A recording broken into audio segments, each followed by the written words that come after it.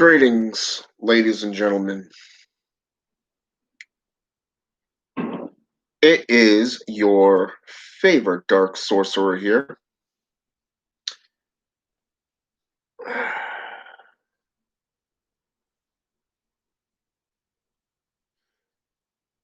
And today, we're going to talk about the fourth Prince of Sin. That's right, the fourth Lord of Sin, the Lord of Sloth himself, Lord Abaddon, Prince Abaddon. And I'm going to take you through his myth and his legends, not just the texts to which he is named. What does Abaddon mean? Well, in Hebrew, Abaddon means destroyer. His Greek variation, which is highly recognized, is Apollyon, and that means angel of the pit, the bottomless pit. This is what the Bible refers to him as. Okay? The Greek variation, not just the Hebrew variation. And near the end of the video, you'll understand why he's referred to as both a being and a location. Okay? Hey, Brother John. Welcome to the video. Now, the Bible in Revelations chapter 9, verse 10 states that he is the angel or star that binds Satan for 1,000 years. Found that very interesting, because when we get into the Dead Sea Scrolls, a text known to the, well, let's just call it the text known as Thanksgiving Hymns, by the way, speaks to the Sheol, okay, Sheol, of Abaddon and the torments of Belial, okay? Now, you've heard me speak through the 9 kings as Belial is being one of the 9 infernal kings of the Goetia, okay? And he goes all the way back to the scroll of Amri, okay, within the Dead Sea Scrolls. So here we're seeing a different scroll referencing him as being the chief master of the torments or tenets of Belial, okay? That is something that was very interesting when I was studying the Dead Sea Scrolls. The Apocryphon, which is a 1st century text, by the way, describes the text, the biblical antiquities of Philo. Okay? That's right. The biblical antiquities of Philo. And here we see where it refers to Abaddon as a place, meaning hell or Sheol. Okay? The Hebrew variation. Okay? Not just the Jewish, because you're getting into a very bunch of different texts, Middle Eastern texts, and not an angel. Paradise Lost, otherwise known as Paradise Regained, IV on page IV 624.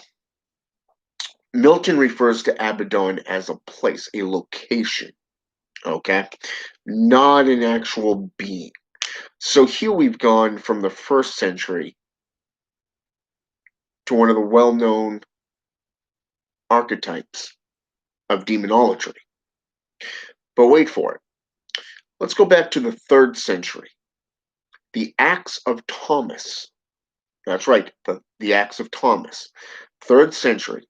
Abaddon is a name of a demon, or perhaps even the devil himself. Okay? Now, how can that be? Think about it for just a minute. The Thanksgiving hymns speak to him as a location. So if he's a location, how can he be an entity? Well, here we are seeing this. The third century Acts of Thomas speaks to him as being the devil himself, to being a name of an actual demon. Okay? Pilgrim's process. Bunyan, spelled Bunyan, refers to a similar manner where he sees Abaddon from St. John's perspective,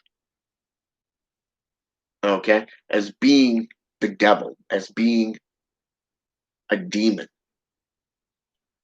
And that's something that's very, very interesting, okay? Because when we get into the keys of Solomon, Mathers relates Abaddon is the name of God. That's right, you heard me correctly. The name of God, which Abraham invoked. Interesting, isn't it? So he went from a place to a demon, to the devil, and now to the actual God. Okay?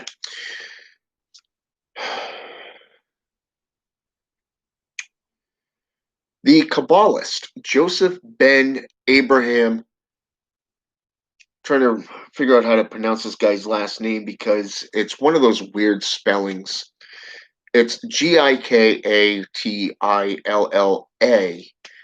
is how it's spelled. It's like Guy Ila type thing. Okay, it's one of those names you very rarely come across, like once in a blue moon. Now here he dominates Abaddon as being a member of the seven lodges of hell, and in this case, he's being viewed as the sixth lodge. And this is coming from the Kabbalah, a Kabbalist. Interesting. But wait, within the Messiah calls, Klopstock sees Abaddon as death's dark angel. Wow. So here we are again going through a metamorphosis, a location,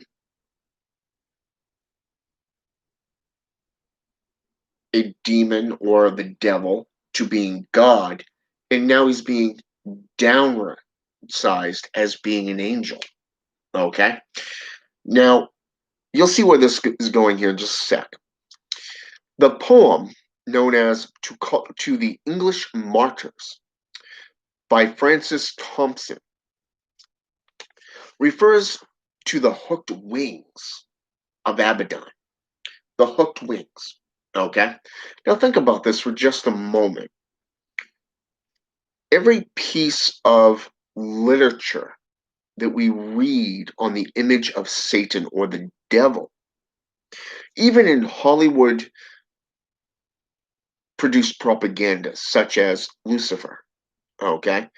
I believe it's what is it, season 3, if not 4, when he has trouble regaining his composure and controlling his demonic side, he starts transforming into a devil. Okay?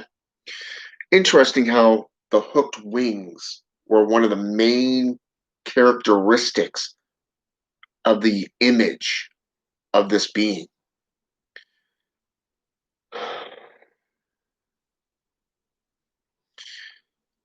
I'll get to that in just a minute, John.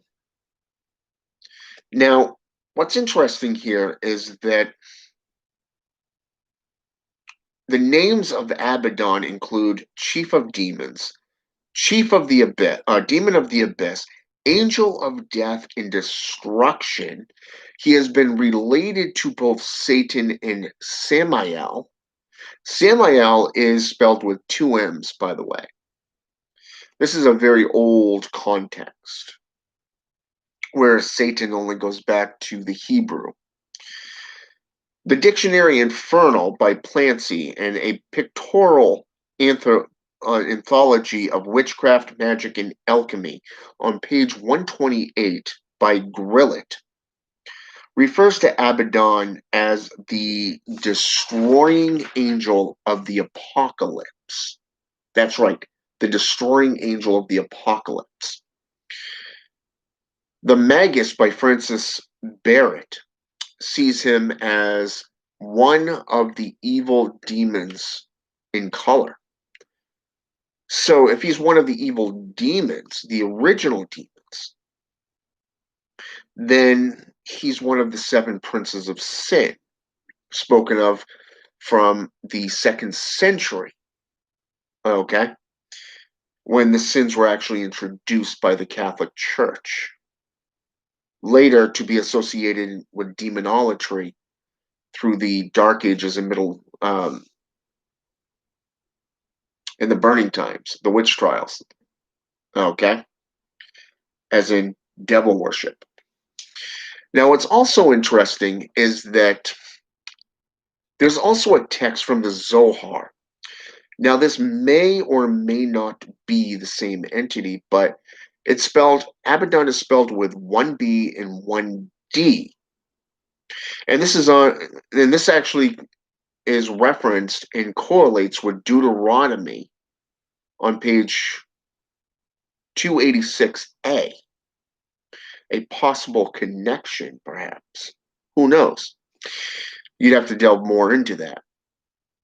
Revelations 20, he's known as the devil of the millennium. Think about it, the devil of the millennium. In Job 26, verse 6 and 28, verse 22, Proverbs 15:11, and chapter 27, verse 20, Abaddon is again referenced as a location. A location, okay? A location, the demon, to God, to angel, and back to location. It's like you've done a complete 380 or 360. Or a Robos effect, if you think about it. You're eating your own tail here, going back and forth in a circle. The Magus, however, also states that Abaddon is associated with the 7th mansion of the Furies, meaning he's an entity that sets the record straight, makes injustice justice. Okay? The condemning factor, the being who tortures or torments those who have wronged you. Dictionary of Angels. He's known as the Angel of the Abyss. The Goetia, Crowley's variation. He's referenced as and viewed as a place of a binding or a binding place, meaning hell or Sheol. In rabbinical writings, the name is Gehenna, and it's mentioned 6 times within the Old Testament. One of the most famous ones, where he's associated with death, meaning a dark angel of death, is Psalms 88, verse 11, where he's associated with the grave. Very interesting thoughts there. Now, you consider with all these texts, even when we get into demonolatry and we get into angelology today, like, say, S. Connolly, okay, for an example, refers to him as a commander or a destroyer within her 2 books, the complete book of demonolatry and the complete book of daemonology. Now, these 2 books are very well written and very insightful. Those of you who own them, congratulations. You own some pretty good grimoires there, in my opinion. Those of you who don't, look them up. Look her works up. Okay? She's one of the leading demonolatresses out there, the demonolators out there. Okay? Now, what I find interesting as well is that when we get into the New Testament and we get into Revelations, even that of the picture that John in the Gospel of John depicts, he is known as the angel of the bottomless pit. He is the one that holds the keys to the underworld. Huh. Interesting, don't you think? Now, personally, in my opinion, John, he's an angel. He's a very, very powerful angel that's been around a long time. Anybody who's worked with him will tell you that when he comes, his power is overwhelming. It is to the unnerving, it will literally unnerve you to the point where you are completely taxed trying to hold your mentality, so to speak, your composure together. Abaddon, it to me is an angel. He has always been an angel. Okay.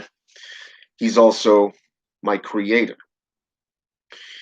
When you A few years back, I discovered that there was not only patrons.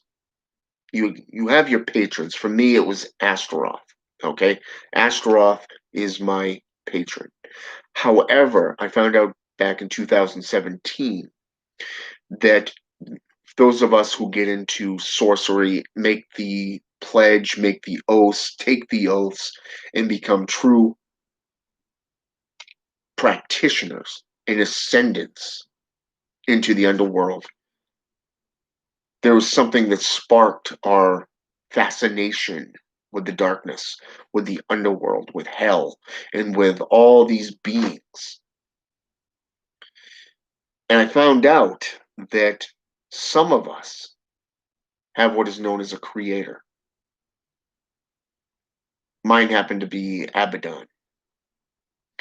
Now, I found this out back during all those little, well, I wouldn't say little, but more of the super color moons that we had back in 2017. We had 5 super moons of 5 various colors. On the super black moon, which was the eclipse, by the way, I went into my altar room and I did what I was told to do, which was to open up my altar room, open up my chamber, and open myself up and petition whoever it was that created me to make themselves known because I wanted to know them. I wanted to get to know them, to know who they are. And it was Abaddon that stepped forward. That was something you really don't expect. You really don't expect it when one of these beings comes forth. And I'm not going to get into that story because that's a story for another time, but it goes along with what John just asked me. What is my honest point of view on what Prince Abaddon truly is? He is a destroying angel. He is an angel of death. And in the case of him being an angel of death, he is associated with death, which is Azrael. He is associated with Samael, the venom, Arioch, the lion, Sabnuk, and Alistar, the executioner. He is right up there with all these angels, these beings of destruction. But in this case, he is a member of a very elite group known as the 7 Crowned Princes of Sin. And he's number 4 on that list. Number 4. So keep that in mind. He takes after the rank of Slew or Sloth. depending on the translation and the text that you get it from. All right? So now you truly see why he is a destroying angel and why he's associated with Shaul. He is not just a place, he is an actual entity. Keep that in mind. I hope this has been intellectual. I hope it's been enlightening. I want to thank Brother John for jumping on here with me today, or I should say tonight, since it's 10:57 p.m. where I am. And for those of you who will jump on after this fact, I want to thank you for jumping on as well. For those of you who have jumped on and been watching in silent in the background, I want to thank you for taking the time to jump on here with me and watch this video. All right? Hope to see you next time. Have a good night.